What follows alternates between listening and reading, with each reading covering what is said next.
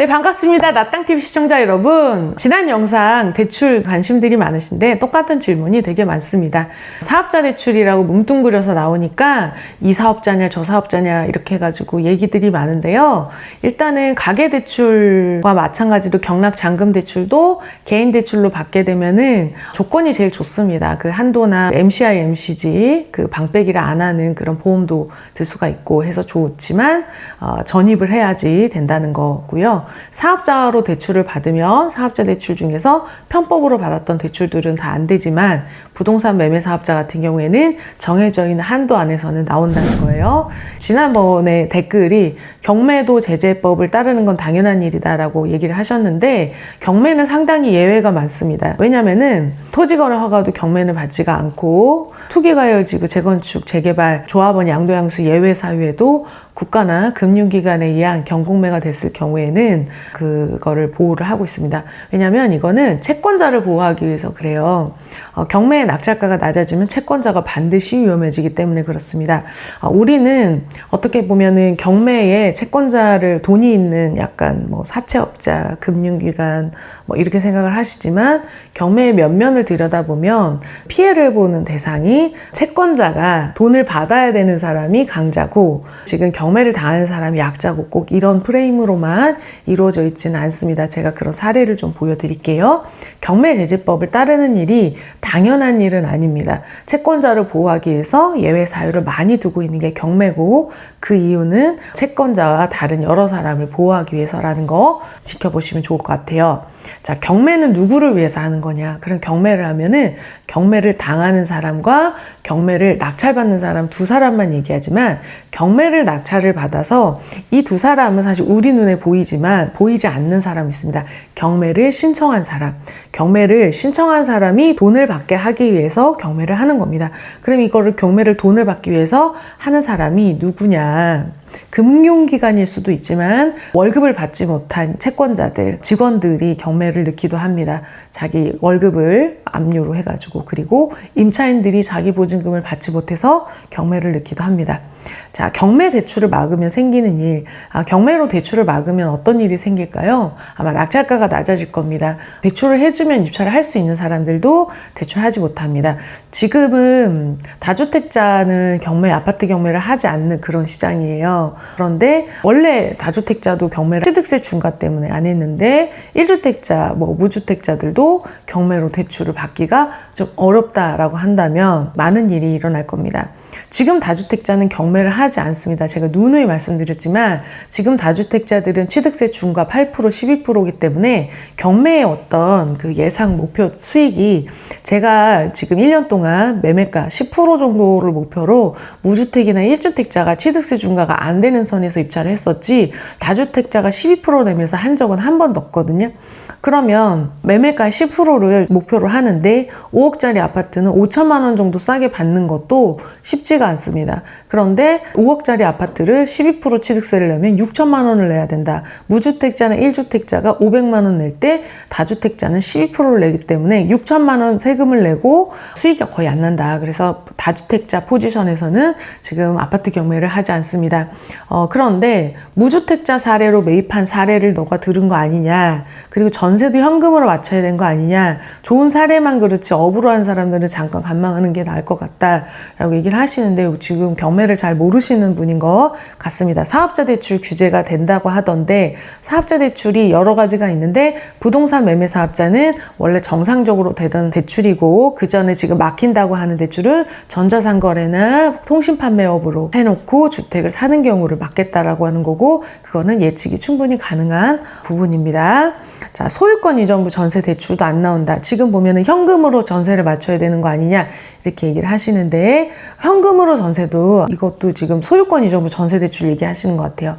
소유권 이전부 전세 대출이 안 나오니까 현금으로 집을 사서 전세를 맞춰야 되는 거 아니냐 이렇게 얘기를 하시는 거죠. 이게 요거를 얘기를 하시는 건데 자, 수도권 규제 지역 내에 소유권 이전부 전세 대출을 금지하여 일단은 규제 지역이 지금 강남 3구만 있고요. 수도권이라고 그러면은 서울, 경기, 인천을 얘기합니다. 서울, 경기, 인천 그리고 다른 지역은 또 된다는 얘기고요. 실거주가 아닌 갭 투자 목적의 주택 구입, 금융권 자금 대출이 활용되지 못하게 하기 위해서 매수자가 혹은 분양받은 사람이 전세보증금으로 매매대금 분양자금을 난입할 때, 자, 내가 만약에 강남 아파트 청약에 당첨이 돼서 내가 거기를 입주를 해야 돼요. 그런데 입주를 할 형편까지는 아니고 입주를 할 상황이 아니라서 낼 때 내가 만약에 이거 분양 대금이 한 30억 정도 하는데 전세가 20억이다. 그러면은 전세 20억을 맞추고 나머지 10억으로 이걸 맞추는 거. 그러면은 이거를 전세 계약을 할 당시에는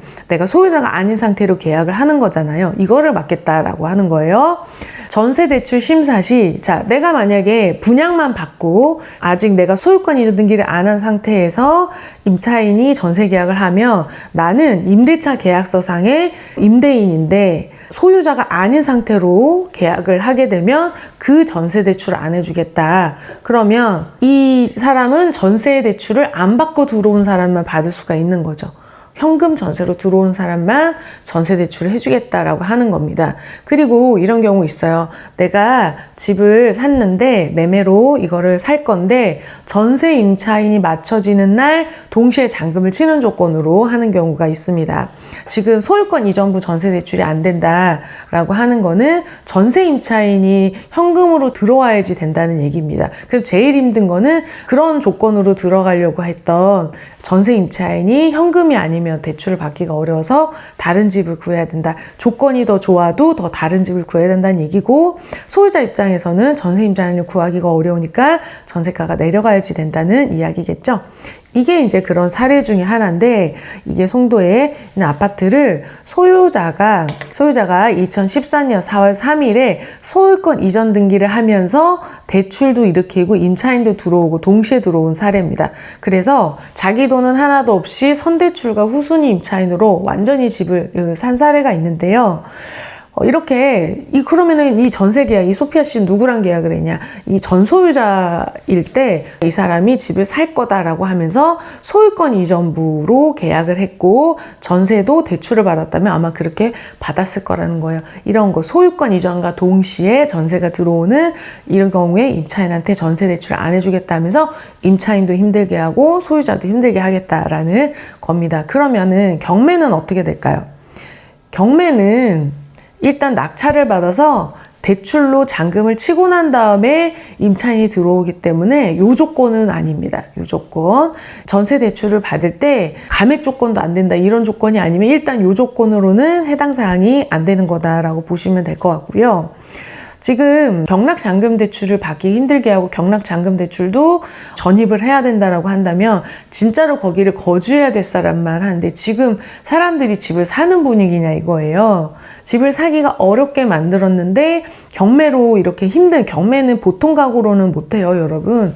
우리 경매 방송 보시는 분들도 맨날 보기만 하고 잘 못하시는 분들도 계시지만 또 잘하고 계시는 분들도 보통 가구로 이걸 시작할 수 있는 게 아닌데, 이거를 허들을 경매도 실제로 살 사람, 거기 전입해서 살 사람한테만 대출해 줄게, 이런 식으로 대출을 하게 되면은 경매 낙찰가가 굉장히 낮아지게 될 겁니다.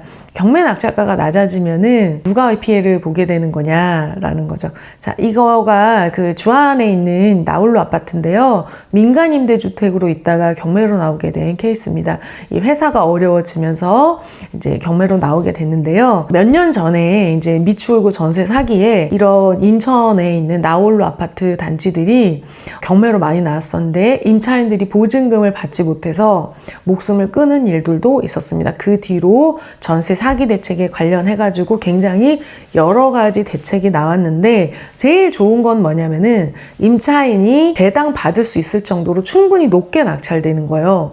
그게 가장 좋은 겁니다. 자연히 그 치료가 되는 거예요. 어떤 외부의 공적 자금이 투입이 되지 않고 누구에게 피해를 주지 않고 자발적으로 해결이 되는 것은 그냥 정상적으로 높게 낙찰이 돼서 임차인이 배당을 다 받을 수 있는 게 우선 매수권 이런 것보다 더 우선한 거는 임차인들이 이거를 사고 싶은 게 아니잖아요. 자기 보증금을 돌려받고 싶은 거거든요. 그래서 보증금을 돌려받는 거면 어떻게 돼야 되겠냐라는 겁니다. 자, 이게 이제 그 전세 사기 그 물건은 아닌데 유형이 좀 비슷해서 가지고 왔어요.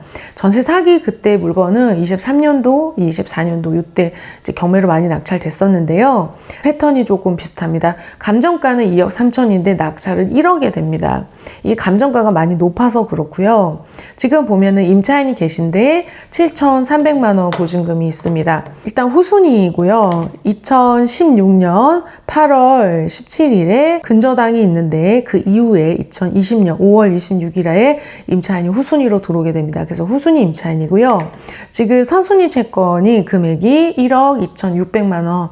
자, 이거를 120% 설정이라고 하면 실제 채권액이 1억 500만 원일 겁니다. 1억 500만 원인데 1억 500만 원이 대출이 있을 때 임차인이 7,300만 원에 들어왔으니까 임차인 생각에는 이거 매매가가 뭐 2억 얼마인데 선순위 1억에 내 거 7,300 더하면은 지금 채권액 자체는 1억 7,800만 원 정도 됩니다. 그래서 뭐 이자까지 이렇게 하면은 1억 한 8천, 9천 이 정도 되겠는 거예요. 자, 그러면은 원래는 1억 8천, 1억 7,800에 낙찰이 되면 이 임차인이 자기 보증금을 거의 다 돌려받을 수 있는 거예요. 근데 낙찰이 1억에 되는 겁니다. 자, 이런 물건에 대한 어떤 선호도가 떨어지는 거, 그리고 이 가치가 없다는 그런 점 때문에 또 명도에 대한 어떤 부담, 후순위 임차인을 보증금을 잃는 임차인인 거를 뻔히 알면서 이거를 낙찰을 받으려면은 낙찰자도 보통 가구로 입찰을 하는 게 아니에요. 이 사람을 내보낼 때 이사비를 보통 그냥 소유자나 다 뭐 이런 거보다는 이사비를 좀 더 줘야지 되지 않을까라는 생각을 하고 보통 가구로 입찰을 하는 게 아니기 때문에 일반인들, 뭐 경매 초보들은 입찰을 꺼려합니다. 굉장히 꺼려하고 경매로 좀 하시는 분들, 마음이 단단하신 분들이 그래도 그러면은 이게 명도하기가 어려우니까 명도에 대한 난이도가 입찰가에 반영이 돼서 더 낮게 낙찰되는 거예요. 여러분 2억 3천짜리 보통 아파트는 1억에는 낙찰이 안 돼요. 그런데 이렇게 선호도가 떨어지기 때문에 이런 것들이 1억에 낙찰이 되는 거예요. 근데 앞에 대출이 1억 500 있어요. 지금 1억 700에 낙찰됐는데 선순위 대출이 1억 500이에요. 원금이. 그러면 이거를 만약에 연체가 있었다라고 했을 때 연체 이자가 더 있게 되면은 임차인은 거의 한 개도 못 받게 됩니다. 우선 변제권이 언제 있어요? 20년 5월 27일부터 7,300만 원에 대해서 임차인이 우선 변제권이 있지만 후순위이기 때문에 앞 사람이 다 받아야 우선 변제권이 뭐예요? 내 순위보다 더 뒤에 사람보다는 우선이지만 내 앞 순위보다는 먼저 받을 수 있는 권리가 아니에요. 자, 선순위로 1억 2,600만 원 채권 최고액 설정한 아라 AMC 대부가 먼저 받습니다. 그런데 낙찰가가 1억 700이기 때문에 경매 비용 얼마를 빼고 아라 MC 대부에서 받은 1억 얼마 빼고 나면 임차인이 거의 한 푼도 받지 못하고 명도를 당해야 되는 상황이 벌어집니다. 이게 낙찰가가 올라가면요. 1억 5천으로 올라갔으면 아라 MC 대부에 1억이 받고 임차인이 5천만 원 정도를 받을 수 있게 되는데 이 임차인은 소액 임차인 2,700만 원 말고는 거의 받을 수가 없게 되는 겁니다. 낙찰가가 너무 낮기 때문에요. 자, 그래서 이거를 경매 낙찰가가 더 떨어지게 하는 어떤 요소들, 대출의 한도를 줄인다든지 전입을 해야 돼서 사업자로 만약 이걸 업으로 하는 사람이 하려고 하더라도 낙찰을 받기가 어렵게 만들면 낙찰가는 더 낮아져서 이 채권자들이 이거 그러면은 아라 MC 대부는 1억을 빌려줬는데 최선순위로 2,600만 원을 먼저 주고 나머지는 한 8천만 원 이미 이자 하나도 못 받고 원금도 못 받게 되고 임차인은 임차인대로 7천만 원 중에서 5천만 원 정도를 못 받게 되는 거예요. 그래서 입찰가가 올라가는 거. 만약에 2억에 낙찰됐다. 그럼 모든 문제가 해결이 돼요, 여러분. 이거의 가치가 2억이라서 입찰자들이 1억 8천, 2억 정도의 낙찰을 받으면 선순위 채권자가 다 받고 그 다음에 있는 임차인까지도 다 받게 되는 겁니다. 그래서 낙찰가가 낮아지는 거 굉장히 위험합니다. 그 채권자나 임차인에게 약간 간당간당한 지역에 사시는 분들 있잖아요. 매매가를 전세가가 막 위협하는 이런 지역들은 경매로 낙찰됐을 때도 경매로 낙찰이 잘 안 되고 자기가 낙찰받아야 되는 그런 상황이 벌어지는 거예요. 자, 이거가 지금 실거래로 1억 5천 정도의 거래가 됐는데 이것도 어떻게 해서 팔았는지 실제 정상 거래인지 알 수가 없습니다. 2016년부터 지금까지 별로 거래가 된 사례가 없기 때문에 그래요. 여기 있는 나홀로 45세대 되는 나홀로 아파트입니다. 어렵죠. 사실 어렵습니다. 요즘에 뭐 강남 아파트 규제를 한다 그러지만 지역이 나쁘고 이런 저가주택들은 굉장히 지금 상황이 어렵거든요. 자, 그래서 주택도시보증공사 이런 데서 보증을 했는데 임차인이 막 이렇게 어렵고 그러니까 임차인의 우선 매수권을 주기도 했죠. 임차인한테 우선 매수할 수 있게 전세 사기 대책, 민간임대주택에 살다가 경매로 넘어가는 경우에는 임차인에게 우선 매수, 이건 공유자 우선 매수와 같이 공유자가 우선 매수할 수 있는 것 같이 낙찰자가 낙찰받은 그 금액으로 임차인이 우선 매수할 수 있게 하는 권리에 우선 매수를 할 수 있다고 하는 게 낙찰가로 가지고 오는 것이지 그 보증금을 뭐 해주거나 그러는 게 아니에요. 가장 좋은 거는 높게 낙찰돼서 배당을 다 받는 겁니다.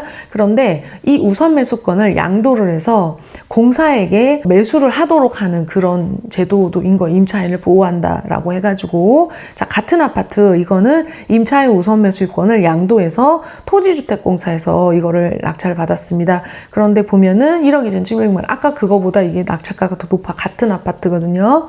근데 이게 더 높아요. 그럼 공사가 이거를 계속 높게 낙찰을 받는 게 일반 물건보다 더 높게 낙찰받는 게 좋은 거냐 이거예요. 이 공사에서 들어가는 자금은 다 공적 자금이잖아요.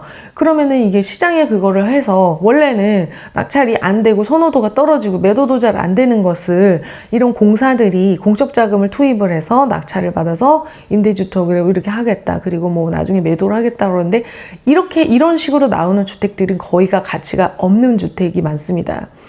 뭐 강남에 있는 아파트, 서울에 있는 아파트들이 이렇게 우선 매수권에서 나오는 경우는 없어요. 대부분은 가치가 없는 지방이나 빌라, 수도권 빌라나 지방 아파트, 이렇게 나홀로 아파트처럼 시세 조사가 어려워서 임차인이 전세를 늦게 들어간 이런 경우에 이런 사례가 많기 때문에 공적 자금들이 어떻게 보면은 사회적으로 낭비가 되는 거일 수도 있는 겁니다. 임차인을 보호한다라고 하는 거에 이게 그 표면적으로만 그렇지 실제로 이렇게 들어가서 보면 사회적으로 다른 부분에 타격을 많이 주는 방법이라고 생각이 돼요. 그래서 보증공사, 주택도시보증공사, 토지공사가 이런 거를 경매로 높게 사가면 문제가 없어지냐 이거예요. 한두 개가 아니잖아요. 자, 지금 그래서 이거를 보증을 해줬는데 임차인 낙찰가가 낮아지면서 시세가 낮아지면서 대항력을 포기하는 사건들이 많이 있었잖아요. 자, 이거는 아파트인데도 그래요. 평택에 있는 멀쩡한 아파트, 반도유보라면은 브랜드 아파트인데도 그렇습니다. 이게 3억 3천만 원에 감정이 됐는데 3,800만 원까지 떨어졌는데도 낙찰이 안 되는 거예요. 왜 그러냐면은 선순위 임차인이 3억인 거예요. 선순위 임차인 보증금 3억. 이분이 3억 3천에 사서 3억에 전세를 놨는데 이거를 경매를 넣으니까 시세가 떨어져서 3,800만 원에도 낙찰을 받는 사람이 없는 거지. 왜냐면은 3,800에 낙찰을 받아도 선순위 임차인 보증금 3억을 줘야지 되기 때문에 3억 이상이 아니면 의미가 없는 물건이었던 거예요. 그래서 낙찰이 10월 달부터 한 1년 정도가 진행이 돼도 낙찰이 안 돼가지고 작년 10월부터 시작해서 올해까지도 낙찰이 안 되고 있습니다. 지금 8월에 이게인데요. 자, 그래서 어떻게 했냐면은 이분은 그래도 한국주택금융공사에서 보증보험을 들었어요. 그래서 3억에 대해서 보증을 받고 임차권 등기를 하고 이사를 가신 것 같습니다. 그런데 3억 이상의 낙찰이 안 되다 보니까 주택금융공사에서 이거를 대항력을 포기했어요. 지금 현재 시세가 바닥으로 치고 있고요. 실거래가 2억 9천도 있습니다.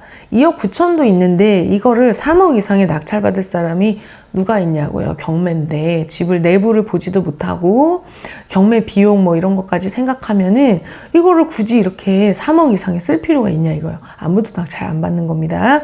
그래서 원래는 자, 매각 허가에서 소멸되지 아니하는 거, 임차권 등기는 임차인의 보증금이 다 변제가 돼야 되고 아니면 매수인이 인수할 수 있다라고 공지를 하고 경매를 했었는데 이게 낙찰이 안 되니까 25년 5월 21일에 한국주택금융공사가 대항력을 포기하겠다. 대항력을 포기하고 잔존 임차 보증금에 대해서 청구권을 포기하겠다. 얼마에 낙찰되던 간에 더 달라고는 하지 않겠다.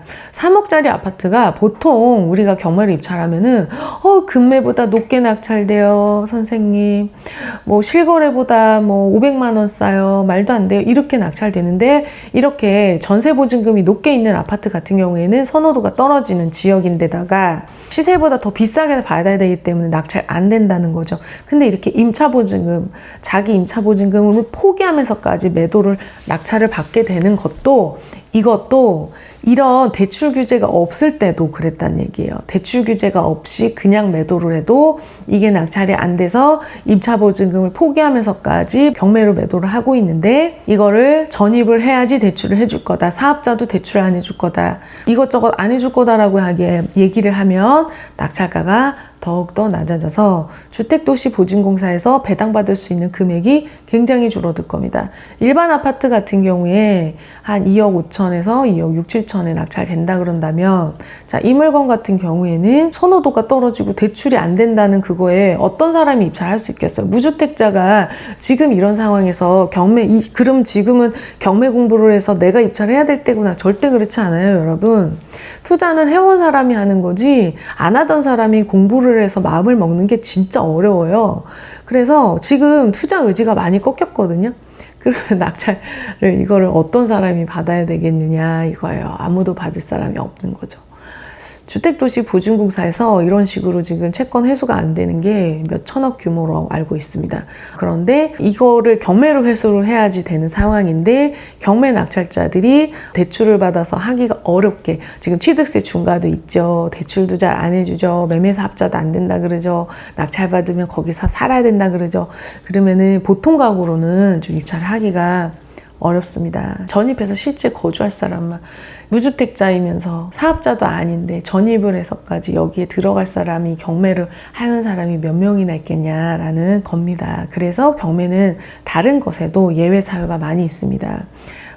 뭐 투기를 막기 위해서 하는 토지거래 허가구역도 경매는 예외 사유가 있고 국가나 금융기관 경매는 예외가 있고 또 재건축 재개발에서 조합원지위 양도양수가 안 되게 10년 동안 거주한 사람을 할 수 있다. 이런 거에서도 경매 예외 사유가 있는 이유가 그렇습니다. 채권자를 보호하기 위해서. 채권자가 누굽니까? 여기서는 임차인이 전세보증보험을 들었으니까 주택도시보증공사, 주택금융공사가 채권자지만 원래는 임차인이에요. 임차인이 채권자인데 그렇게 되는 겁니다. 자, 전입해서 거주할 사람은 입찰을 해야 된다고 한다면 입찰을 할 사람이 많이 없을 겁니다. 저는 지금도 입찰을 할 수 있다고 생각하고 저희 최측근이 오늘 입찰을 갔습니다. 파토너로 입찰을 갔고 저희 스텝이 입찰을 갔는데 스텝은 1주택자 실거주를 하고 계시는데 매매사업자로 대출을 알아봤을 때 KB시세 60% 마이너스 소액임차인 보증금으로 대출이 나온다라고 합니다. 이거는 편법이 아니라 정상적으로 나오는 대출입니다. 그래서 이게 KB시세가 5억 1천짜리를 지금 알아봤는데 5억 1천에 60% 마이너스 2,800만 원 지금 파주거든요. 그래서 2억 7,800만 원이 대출이 나오게 됩니다. 그럼 이걸 내가 입찰가를 얼마를 써야지 될까요, 여러분? 시세가 5억 정도 하는 거 얼마를 써야지 얼마 있는 사람이 이걸 할까요? 낙찰가가 내려가겠죠? 현금 보유가 많아야 되니까요. 원래는 낙찰가의 80%까지 대출을 해줬잖아요. 그러면은 내가 쓸 수 있는 한도로 그만큼 아마 내려서 쓰게 될 겁니다. 낙찰이 될지 안 될지 모르겠어요. 낙찰 받으면은 낙찰 받았다라고 말씀을 드릴게요, 여러분. 자, 경매에 대출 규제하는 거 당연하다라고 경매는 경매 입찰자들을 위해서 하는 게 아니에요. 경매로 낙찰받아서 그 돈으로 채권을 받아야 되는 채권자들을 위해서 하는 겁니다. 경매 입찰자들은 아마 그거에 맞춰서 입찰을 안 하거나 쉬거나 아니면은 보류 보류하거나 그거 조건에 맞으시는 분들은 또 하겠죠. 그래서 경매에 대해서 대출을 규제하는 거 매매 사업자는 계속 해야지 되는 겁니다. 매매 사업자도 안 되고 그러면은 아마 지방 아파트, 수도권 빌라 시장은 경매로 든 임차인들이 경매를 든 사건이 배당받기가 더욱 힘들어질 겁니다. 자, 서울에 지금 빌라 경매 화곡동 뭐 엄청나게 많은데 거기 대학역 포기 물건도 많이 있는데요. 그거를 다 전입을 해야 될 사람, 사업자도 대출도 안 해주고 전입을 할 실제 거주자들만 입찰을 해야 된다라고 한다면은 굉장히 소수가 입찰을 하고 거의 낙찰가가 많이 내려갈 거예요. 그러면은 채권을 회수를 하는 전세보증보험을 해줬던 그 기관이나 임차인들의 보증금이 굉장히 위험해지는 겁니다. 선순위 임차인 보증금이 높다면 낙찰이 안 될 것이고 후순위라면 보증금을 거의 못 받게 될 겁니다. 자, 그래서 그 유튜브도 다 보시는 것 같아요. 제 유튜브를 만약에 보시는 정책을 만드시는 입안자들이 계신다면 경매는 경매 투자자들을 위해서 하는 게 아니라 경매를 집어넣은 채권자들을 위해서 하는 거다라는 것을 한번 생각을 해보시면 좋을 것 같습니다. 그리고 갭 투자를 막겠다라고 하는 거는 전세 매물이 없어지는 거고요. 동전의 양면 같은 거예요. 누군가가 갭 투자를 했기 때문에 누군가가 전세를 살려고 하는 건데 전세는 막 전세 임차인을 보호하려고 하면서 갭 투자를 못하게 하는 거는 이제 전세 갭 투자가 힘들어지면 갭 투자자 한 명이 사라지고 전세 매물 하나가 사라지는 겁니다. 그래서 한쪽 상대방을 존재를 못하게 하면서 전세 임차인을 보호할 수는 없는 상황이에요. 저도 그래서 요즘에 전세로 있던 물건들 다 월세로 돌리고 전세로 안 놓고 있거든요.